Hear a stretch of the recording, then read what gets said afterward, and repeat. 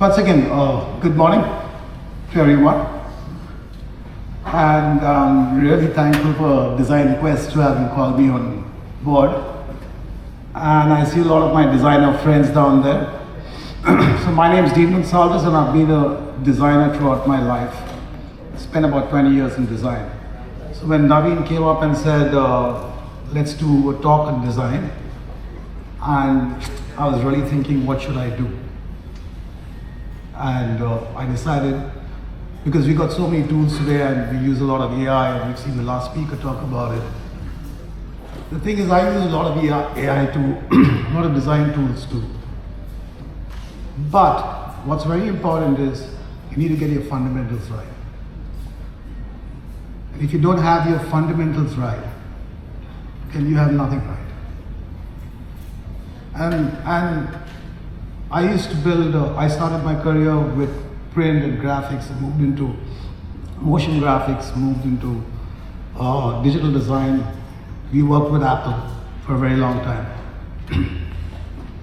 We won the WWDC in US, in San Francisco about 5 times. And so we did a lot of design, but it was always the fundamentals. And I learned that from Apple, honestly speaking, when I worked with them. And today I'm going to do a presentation I always wanted to do throughout my life. And it's going to talk about something very deep, something about nature and the core of design, right? So let me just start taking you through these points. So the first point is how nature identifies and scales patterns. And what we need to do is understand how patterns scale. Right, so patterns can start with a single, and I'm going to take you through that shortly, single unit, and then it scales, it gets really complex. I mean, you look at complex stuff, you think, wow, how is all that done? But that's truly done to simplicity. So that's the first thing. There's a mysterious relationship between function and nature. And there are many ways to explore this. I'm going to keep it really, really simple. The presentation is not about hacks, so if you're looking for design hacks, you're not going to find it, but you're going to find something very deep, very deep. And I'm going to do it very slowly, so you guys get a handle of things. And the last point, and the most important point about design, it's not about this question, about this search. It's not about answers. It's about having more questions. When you have more questions, you will seek. When you seek, you will have a sense of awareness. So with that, let's move towards patterns. So before we start, all patterns are actually called fractals. And I just want to introduce this simple definition of a fractal so we get it right as we go along. Anybody's heard about fractals? Okay. A fractal is a simple shape. You'll find it in nature, you'll find it in the universe, you'll find it in your body, you'll find it, everything is built out of fractals. And it's never ending, it's infinite, and it forms very simply, and then when it's repeated, it scales into something really complex. Today we're going to talk about 3 patterns. A branch, and that's how simple we're talking about, right? And I'll show you the complexities in it. A hexagon. And a spiral. Branch, hexagon, spiral. Might look very simple, but let's go and see how these things are replicated in nature. So the first one we're going to talk about is the branch, and think of it as a distribution network. Okay? And how we connect this to design is something I'll show you. So I'm going to start off with a story, and while I was building this presentation, I think all our design narratives should land up with storytelling. And if we don't have that, we don't have nothing, right? You can use all the tools in the world, you can have the best good looking design, but it doesn't have the storytelling narrative, nothing happens. So this is an ancient folklore, an Aboriginal tale, and I chose it to fit into this presentation because it just works perfectly with branching. And I was doing some research and I came across this story. So let's start with Mother Nature, the creator of the universe, the creator of all design. And interesting. And when we talk about branching, so as soon as nature created the system, it had the sky, and the first element in the sky is the lightning. And the lightning came to Mother Nature and said, how do I manifest myself? How do I present myself? And nature said, why don't you use the branching system? So lightning took the branch, went out there and did its thing. And wow, anybody looks at lightning, it's impressive, right? So everybody was really impressed. And then the river saw the lightning and came up to Mother Nature and said, what can I do? And he said, use the branch. So the river took the branch, modified the design pattern a little bit, but yet using the branch, nonetheless. And all of us have seen this before, but we haven't paid attention. And then the trees came along and were so impressed and said, I want to use the branch. And of course, the tree took the branch, and we think of, when we say branch, we think of trees, but it's actually a branch, the branching system. So many sources, one form: sky, water, earth. Sky, water, and earth. Now let's take a step back. I'm talking about branching. Let's go back to nature and see how these things manifest themselves. And I'm going to take this slowly, okay? Because you're all designers, we just look at some nice visuals and relax. So that's lightning. And you say, I've seen it, but look at it again. Look at it again. Have you ever thought of what is the design behind this? What is the story? What is the fractal? What is the narrative? How is this manifesting itself? We are so used to looking at our UI, UX, and our typography, fonts, grids, and now we got AI to do half of that. But look at this beautiful thing. And then I started looking at more pictures and I saw patterns in lightning. And this is bolt lightning. And doesn't this lightning slightly look like trees, branches? Then we zoom out 30,000 miles out of the ground, and we see the Nile in Egypt, and it looks like lightning, and it's got branching systems. There's some pattern going on here. This is the Ganga river basin. Again, looking at it from the top, you start seeing things you've never seen before. And it has branches in it. It might look like lightning. So that story that you're listening to has some proof. And this is a river that looks so much like a tree.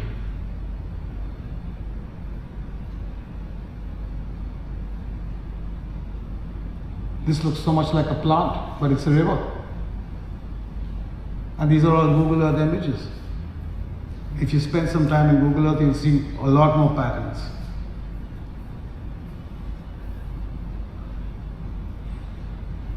Zoom out, you see a pattern over here, which is a branching system, right? And this is Africa. It's a dry river bed. And the river looks like the lightning. Streaks of it coming down. These are trees, and I want to take you back to look at branches and how intricate and beautiful they are. They've got a purpose to what they are doing. Everyday objects that you're looking at.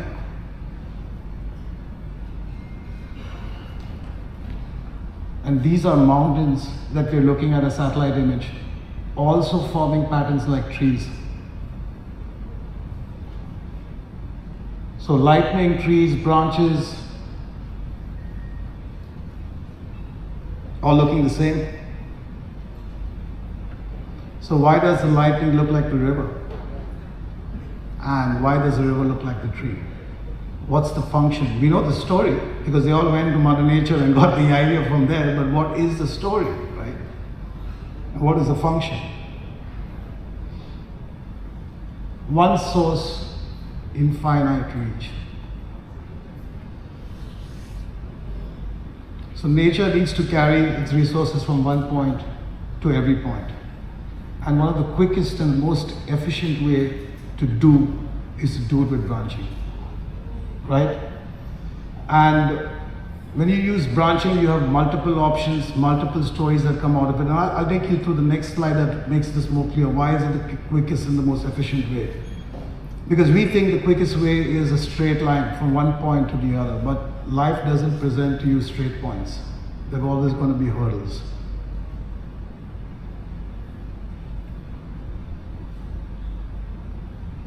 So that's what we think is the quickest way.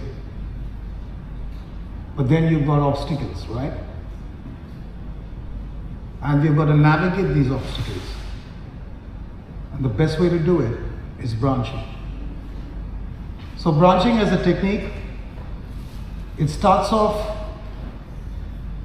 and then and it might hit a roadblock, it gets a negative feedback. It might be if this was a river, it might be too sloping, the incline might be too high. If this is a tree, there might be not enough sunlight. So it branches out again and it reaches its objective. And when it does, it adapts very quickly. When it gets a positive feedback, it adapts and it diverts resources. Wow, that's complex, but how does that work for us, right? So the flow is always about adaptation. And the steepest gradient wins when it comes to rivers. So different patterns, let's look at how nature does this. What is the usability? What is the UX? What is the function of nature? We got lightning, and lightning needs to seek the fastest way to seek the ground through the least amount of resistance. And when lightning is trying to reach the ground, its greatest obstruction is the atmosphere, is air. So if it send one straight line down and it's not strong enough, air will destroy it. So it branches out. It sends multiple branches and one of those branches hit the ground. Rivers, what is the intent of a river? The intent of a river is not only to reach the sea, but also to irrigate the entire area around it. So it wants to do maximum amount of coverage. It wants to create a fertile environment around the whole place, right? Trees, using branching to optimize sunlight. If one area doesn't work, the next will work. And if one area fails or you chop one branch down, you've got multiple other branches. Blood vessels, your body, your entire body surface area is filled with branching systems, carrying oxygen, carrying blood, carrying nutrients. It's all branching. And have we thought about using this in our design stories? Your lungs. If I take the branching system out of your lungs, I can lay down a tennis court. And that's how many branching systems you have. Is something crazy going on here?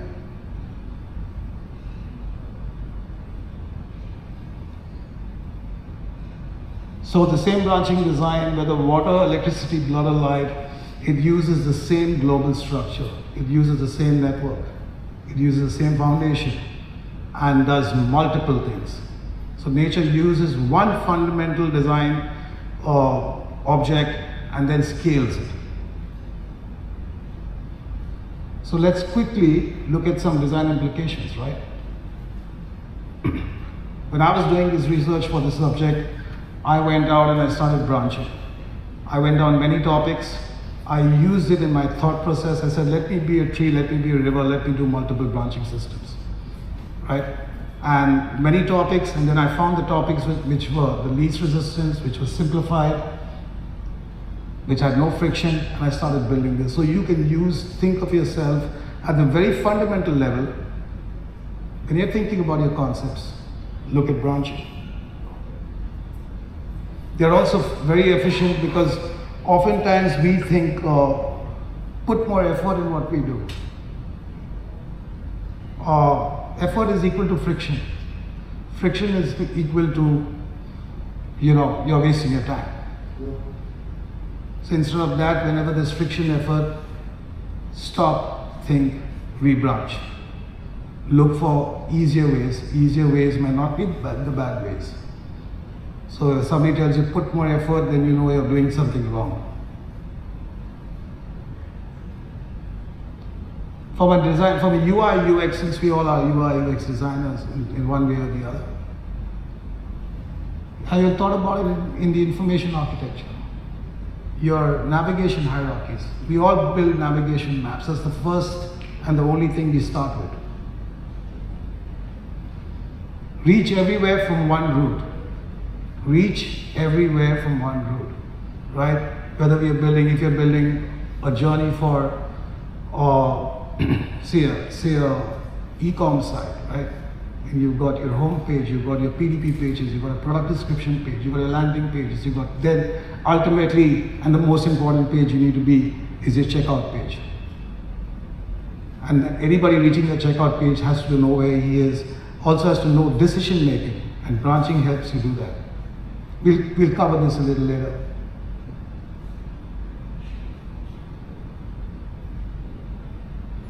The next, and this is really interesting, it's called the hexagon. Nature's most efficient shape. The branching was about the efficiency of distribution.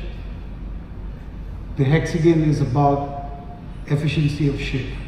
And I'm talking to people here, not only to UX UI designers. I'm talking to people in product design. I'm talking to engineers. That's the message I want to send out to, right? It's not just about UI UX design. So let's just look at how nature manifests in hexagons. This is called the Giant Causeway. It's in Norway. And when molten rock cooled down, it formed into this beautiful pattern. Now just look at it as designers. Isn't it really beautiful? Nature actually doing geometry for you. Not AI, nature. Look at this pattern. Look at this. I can stare into this image all day. And this is from the top, and you see the amount of hexagons created. There's some designer sitting out there doing something crazy, right? You zoom out.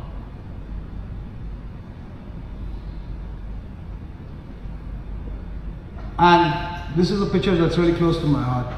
I was telling Naveen about it. This is in your backyard. This is in St. Mary's Islands. And then I went to St. Mary's 10 years ago, and I kept going every month back after that, as long as I was around here. I used to just wonder, what is this shape all about? Why did nature choose hexagons on St. Mary's?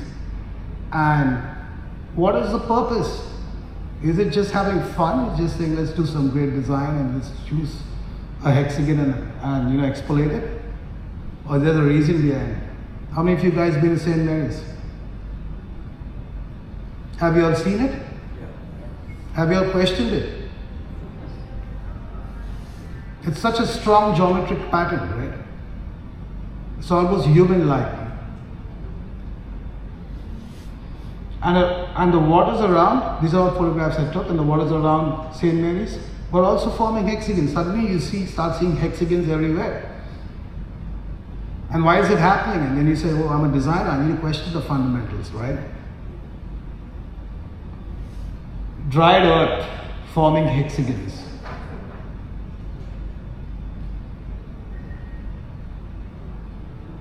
What is this? Any thoughts?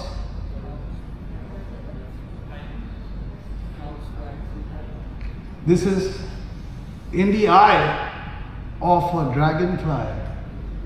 You have hexagons. The lenses, we have lenses.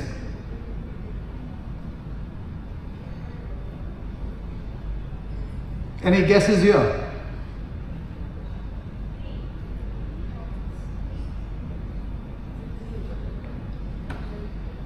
The shell of a tortoise. We'll come to understanding, and then you start questioning, why is the shell of a tortoise, why is it in a hexagon format? What is the purpose? What is the function? Why is it really there? And then you see it as design patterns everywhere around you, right? One more guess.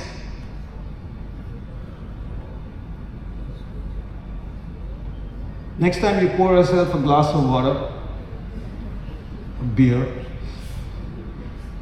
or a Coke, it's going to have bubbles in there. And pick up a magnifying glass and look at them, and they have hexagons in them. So bubbles are not circles, they're hexagons. And we'll figure out why. You see them in flowers. And you see them in stems, and this is a cross section of a stem, and each of these hexagons are like veins and nerves and arteries carrying fluid up and down the tree. And they are put in there by nature. This is under a microscope, 40x magnification. And of course, this is really simple.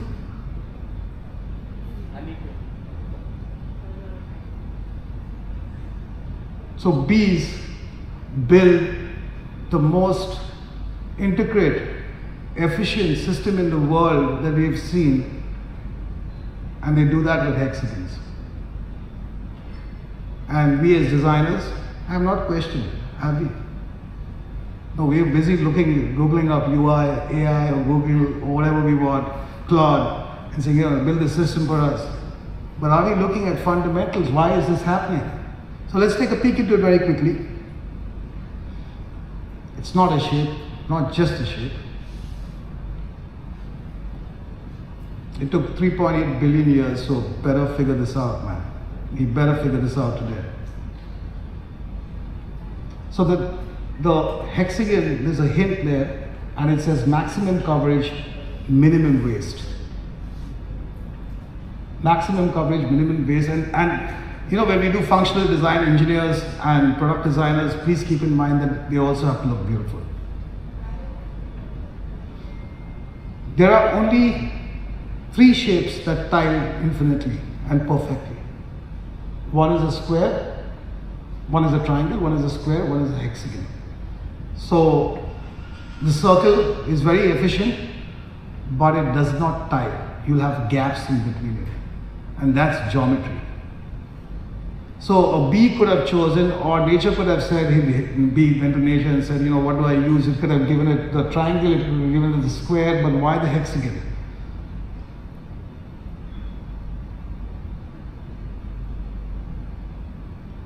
Because when you build a honeycomb using any other shape, it would take a lot more resources to do it. For example, if you use a square, it would take you 1.5x more. Let's look at some math. If the bee said, no, we're going to build our beehives with triangles instead of hexagons, would it work? It takes 22% more wax. So let's get more efficient. And today, design is all about efficiency. Then you go, and a square is about 7% more wax. If you go to a circle, the circle is brilliant with efficiency. Keep that in mind. As a shape, you cannot beat a circle down, but it cannot tie. Hence, minimum wastage, more storage. So the bee uses more honey, stores more honey, uses less wax, builds a brilliant system. Dragonfly eyes, 30,000 lenses in that small little creature, right? Because a hexagon can tile infinitely and has maximum surface coverage, it's used over here. Oh, our bubbles have come back again, right? And this is an interesting topic because we see it every day and we don't question it. So when a bubble forms, right, it starts off as a circle. And it's a round bubble, and that's what we see. But when it starts, many bubbles start getting together, okay, and compressing into each other. As soon as they start touching each other, they start forming into an hexagon. And why is that? Because if the bubble, the circle had to touch each other and didn't form an hexagon, it would burst. The hexagon gives it strength.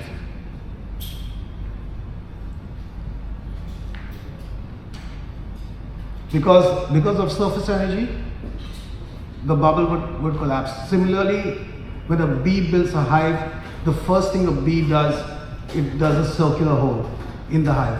And once the honey comes in, because of the pressure and the hive shouldn't collapse, it forms into an hexagon. So the hexagon is strength.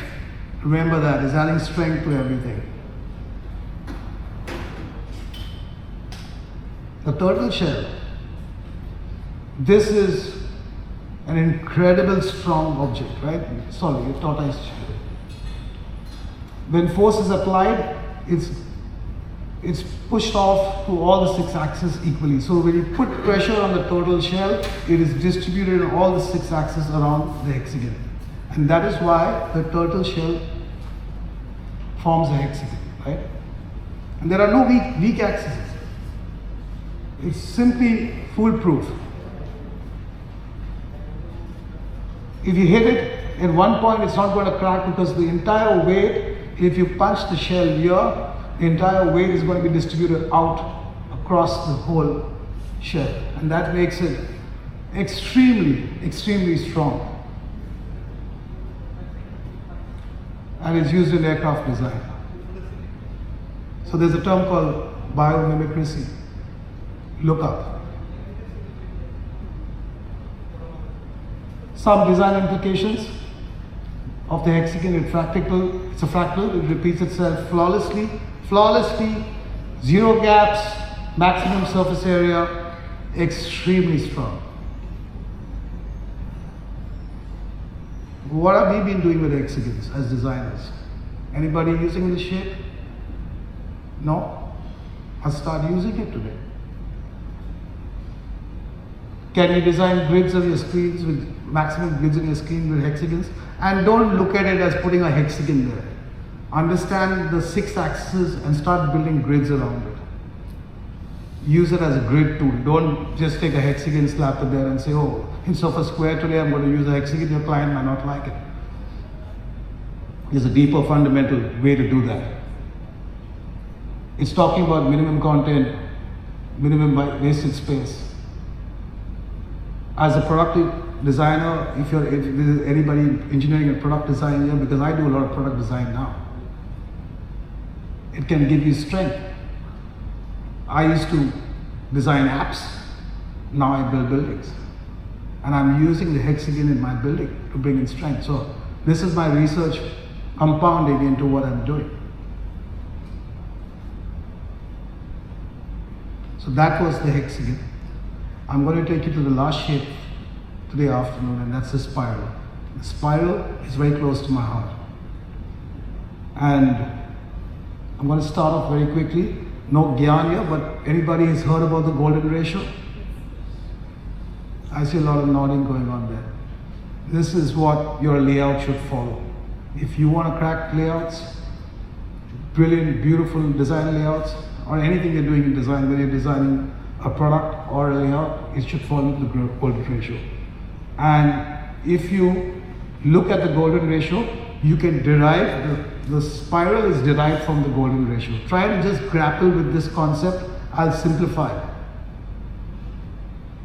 The spiral comes out of this ratio, this perfect ratio. That means the spiral is perfect in every form and format that you use it in. And you can get some of the best grids available on your layouts with this. Another way, that was geometry, another way to derive a spiral, and if you're a coder, an engineer in this room, then you'll do it through numbers. And I'm going on both sides because as designers, we also require coders. And there's always a fight going in there. So there's something interesting in these numbers. Watch them, okay? Nature scales in this pattern. Nature uses this pattern. So it says 1 plus 1 is 2, 1 plus 2 is 3, 2 plus 3 is 5, 3 plus 5 is 8, and so forth, 13, 24, you go on. It's not linear. It's scaling through compounding. So people have their companies here. Somebody has, are there entrepreneurs in the room? Thank God for that. Because if you're scaling a company, don't go linear. There is a secret here.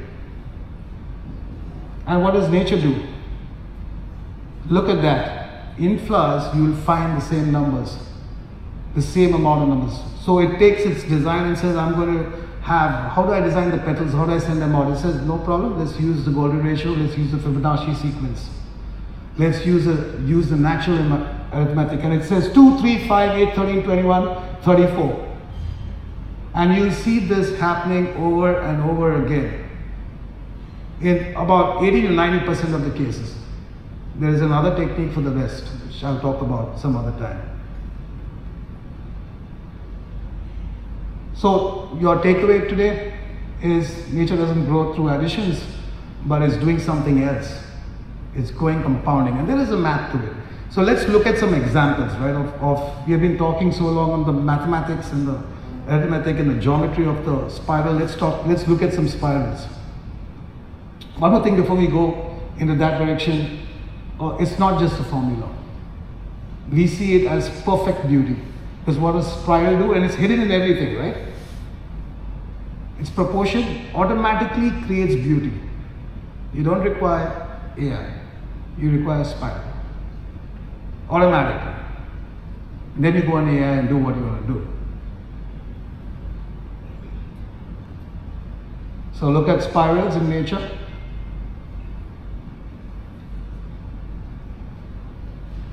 You see it in a sunflower. Seeds of a sunflower are arranged in a spiral format, okay? You see it in tendrils of plants, and this tendril is a spiral, and it's got so much energy packed in it. It grows, a plant doesn't grow linear. You get up in the morning and the tendrils are grown twice the amount, 3 times the amount, 5 times the amount, 8 times the amount. And that's the power of product design, and if you're product designers. Spirals hidden in nature. So everywhere you go today, you're going to see spirals, hexagons. Storms, cyclones, they're built in spirals. Do you know why? No question, nobody's questioning, you're designers. Because it can grow endlessly. When a storm starts, it's got so much of energy, it can disperse energy and it can grow endlessly. And the storm doesn't want to know that it's not going to grow. It just wants to grow, and it wants to grow fast. It doesn't want to grow linear. It has no time. It wants to go out there and destroy everything in its path. And you see a spiral here too. Power in a spiral. And you see a universe. You are sitting in a spiral today. That's the Milky Way. And you are sitting in a spiral. The Milky Way, a galaxy, design intent is to grow endlessly and as large as it can, because it's got enough of space, and never ever stop until it merges into another one or a black hole eats it up. And that's the power. You're sitting in a spiral and it's in your body. Your DNA is all spiral. And man, these strands can go around the globe. That's how long they can get. So it's in the universe on a macro level, and the micro level it's in your body. So instead of going straight into the function, let's look at it, and we are all designers. How did people in the past look at it? What did they, when they looked at spirals, always go back and do this kind of research. Go back and do this research, right? So what was the design language? Design language is not a new term. It was out there and our ancestors have been using it. Let's look at it. So back in 6,000 years ago, what did they see in Ireland? So it was symbolized as death, rebirth. So looking at the spiral, they're saying, wow, it can just growth. Eternity, another thing. The Celtic knot, and this is something you'll need to look at, is about doing internal design. Never stop. Your design is eternal. It can scale across formats, screen sizes. The Nazca lines, we don't know who did this. Perfect spirals done by some ancient civilization. And again, it symbolizes growth. Some more uses of spirals. And this is what we do with spirals today. Our architecture, and you know, today as a designer, I work with architects, they're designers too. And we design buildings. And we've got some pretty cool ideas about spirals. It's almost like motion. So we love to use spirals even today, but we use them more in design. So let's look at as a design language, and if you're designing something and you want to symbolize eternity, growth, emergence, spiral is a great way to do it. It symbolizes motion, so just keep that in your mind as a shape, but let's look at it as a function, right?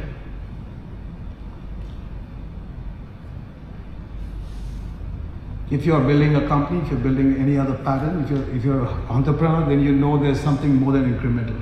There's something called compounding. There's a secret number, sequence of numbers. The golden ratio is perfect for your typography. I use the Fibonacci sequence, the numbers in my typography. I'll explain to you in a bit. From a staircase, a spiral staircase is just not about transportation, right? It transforms motion in space. And that's how you need to look at it. What does it feel like? For engineers building automobiles from time immemorial, it was a coil spring that did everything. So it had energy compact in there, and a lot of things came out from there. And for product designers, it appears at interaction points. And this is really important because interaction points we understand as clicks. For product designers, it's opening a bottle. It's a spiral that you're using that locks in and closes in. Camera focus rings, controls. A lot of times spirals are used there. So before I end, I'm going to do a recap. So we go through this slowly. What we spoke about today was the branch as a distribution network, efficient distribution network, hexagon, efficiency, spiral, growth. Distribution, efficiency, growth.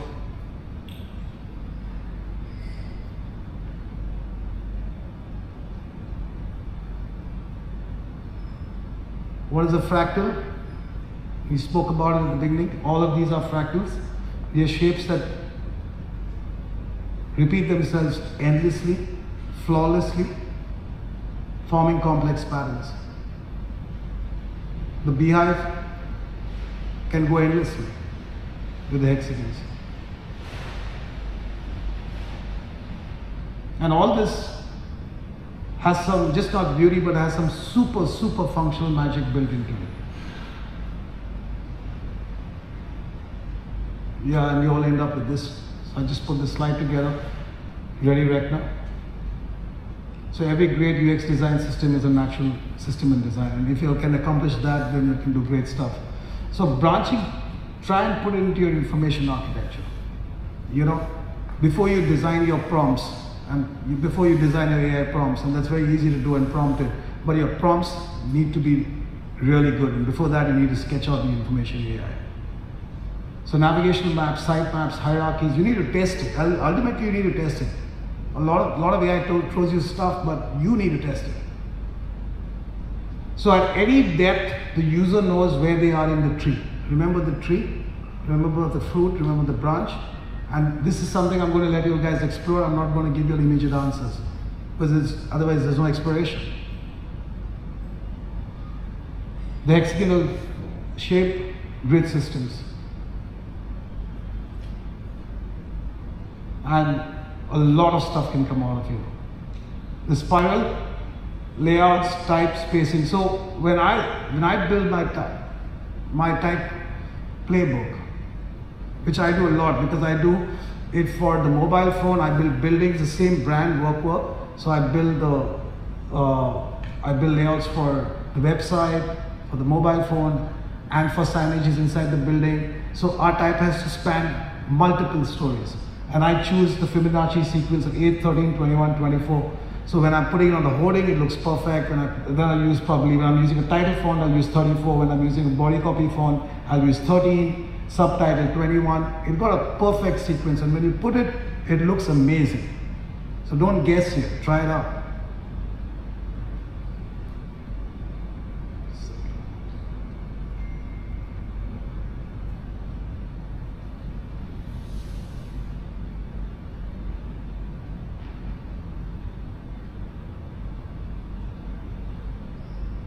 Right.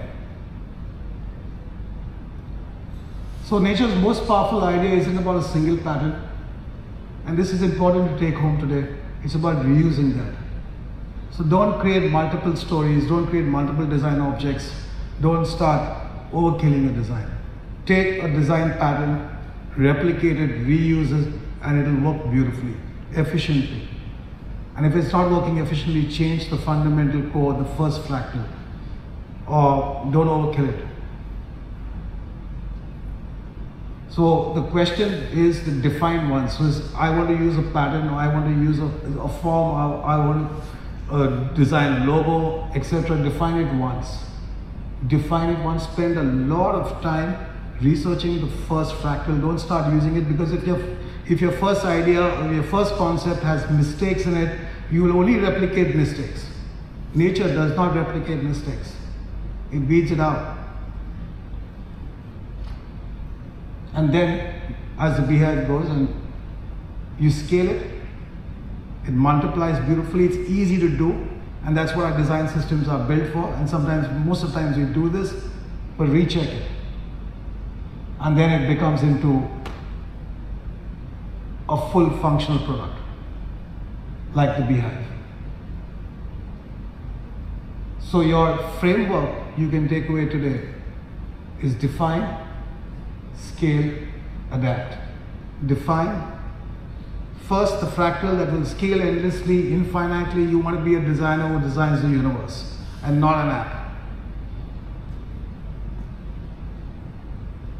So whether you're doing a brand, whether you're creating a product, this is all really efficient and important. Your logo, if you're designing a simple logo, and most of our designers, we come down to designing a logo, it should look good on a small mobile screen, it should look good at the top of the website in a very small way, and then it should look beautiful on a hoarding. So when I was designing the work logo, ultimately it had to be plastered over across the building at 20 feet. And it still looks beautiful there because we spent a lot of time with defining it once, and now it scales and it adapts. If you're building a startup, fundamentally MVP, define it, don't call it an MVP, and it's a really bad killer name to do it. It should be perfect, because that's what you're going to scale. It's not a minimal viable product. It's the DNA that's going to build the body. And scaling a company, of course. So my last slide for today is, inside a leaf there is a tree, and inside a tree there is a forest.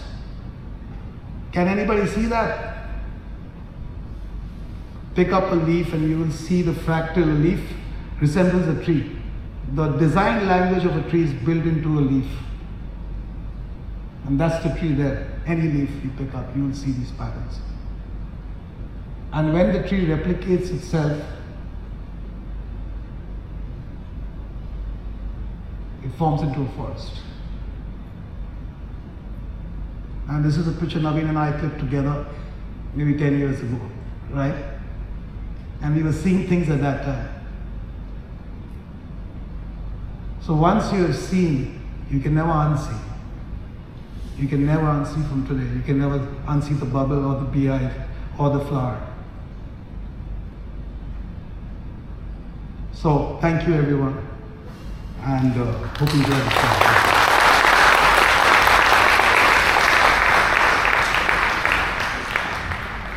All right, I think we have 5 more minutes. Any questions to be asked to Dean, please feel free. 5 more minutes, sir. Any questions from your side? This was quite an interesting and interactive session. It was supposed to be. So we want a little bit of interaction from your side towards the end. Anyone would like to ask questions? Please do raise your hands. No one? It is one question. Good. I think they need to digest it. Don't take a lot of time to digest as well, because we're looking forward to at least one question coming from your side, as we're going to call it a wrap over here. Anybody? You can see a few of them are discussing. No matter, even if you think that the question doesn't make any sense, it makes sense. Trust me, just pop the question, that's it. No one? Okay.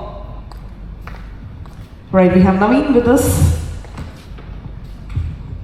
Dean, you had experience as a product designer, UI UX designer. Now you are moved into architect design. How did that previous experience help you with the current architect designing, right? Was there something the fundamentals are same or anything really? Yeah, good question, Naveen. You know, and that's the story. Like as a graphic designer, as a digital designer, and today as I design buildings. The fundamentals are always the same.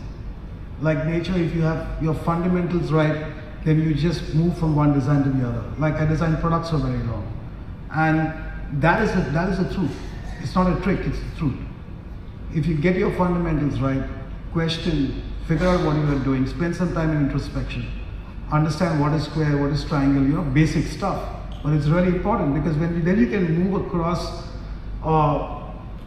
genres or across disciplines flawlessly and simply. So by fundamentals is what I focused on, and that's why I'm doing fundamentals today, right? Now, if you design an app and things went wrong, you could change. But if I design a building and I get my fundamentals wrong, it's going to fall down. And my boss, which everybody knows, is not very like it very much. So keep your fundamentals. And that's why I'm doing this to you guys. You could have done a lot of stuff on AI, which I use actively. That's the reason.